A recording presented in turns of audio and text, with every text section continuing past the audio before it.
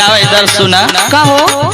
देखा तो के डॉक्टर साहब कुछ परहेज बतौले बाना। हाँ। अगर होके बरतबू तो ठीक होइबू और नहीं बरतबू तो कोनो संभावना नहीं। ढेर मत बोला।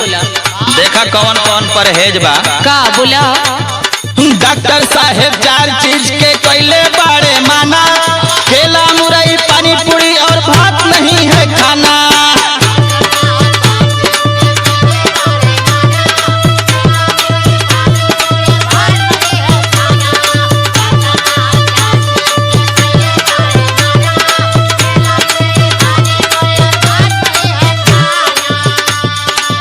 चोरी चोरी हुरबू तो हाथ गोड़ तोड़ दे। ढेर मत बोला।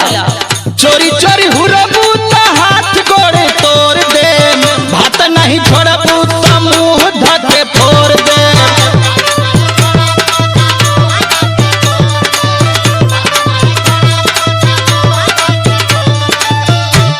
ढेर अपना आपके हीरो मत समझा। हीरो ना कहते तू समझ जा हमार बतिया ठीक हो जाइबू।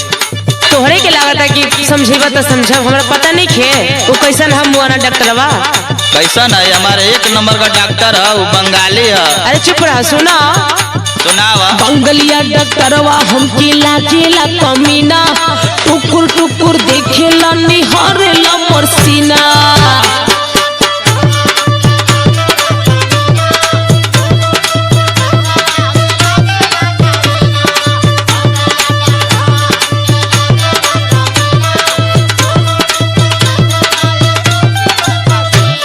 भइल बड़ा ओकर लंगोटिया यार। एकदम बिल्कुल। सुना सुनावा।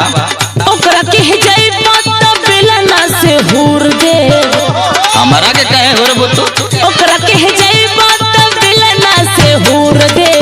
भात नहीं छोड़ब भतार भले छोड़ दे। बुझाइल।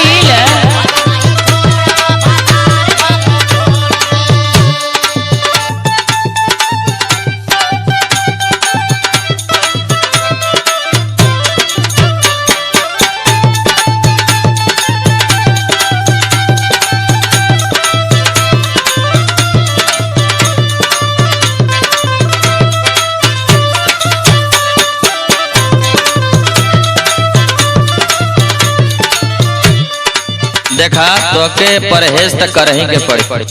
ठीक बा हम कर लेब, लेकिन ओकरा कहला तो मत जा। उससे हमसे मतलब नहीं खे मगर परहेज जरूरी हो। सुना का अरे करबू ना परहेज बोला कैसे तू ठीक होइबू। ठंडी लेके बुखार हो रात भर जी लेबू।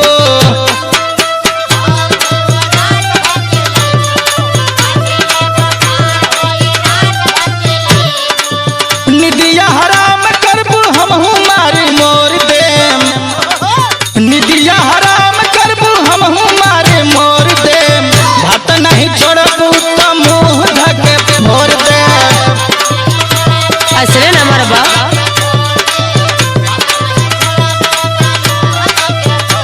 देखा है 4 गो लवंडन के कहला तो मत चल करा।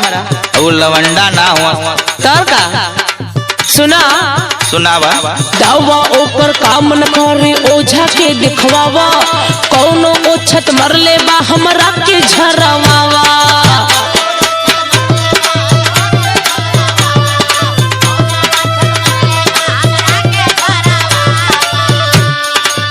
बुझाता ना। हाँ बुझा। सब केहू लागत टोना टोटकी कैले बा हमरा के। नहीं लेके जाइबा त चूल्हा दासल छोड़ दे। खाना न कुछ ना बनाई। काहे ना बनेबू। अरे ना नहीं लेके जाइबा त चूल्हा दासल छोड़ दे। भात नहीं छोड़ भतार भले छोड़ दे।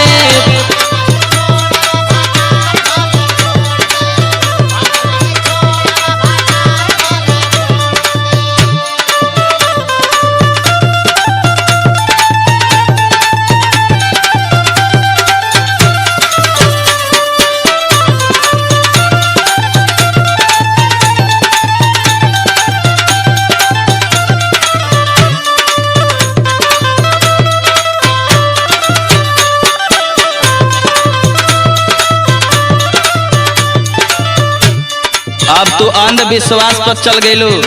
ओझा सोखा के हम ना मानिला। तो हम दारू पंगलिया के नाम मानिला। तो सुना का ओझा सोखा हम ना मानी, हमके जिन पढ़ावा, बालू घरा घुमनी, तू तो नखरा जिन देखावा। ढेर मत बोला, बार बार कहतनी।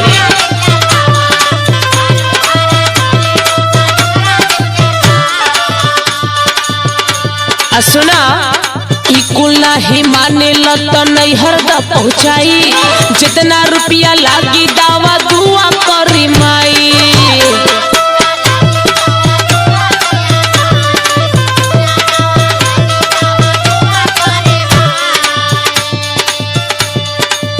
करबे नवटंकी तो मुहवा मरोड़ दे, हर मुहवा धक फोड़ देब।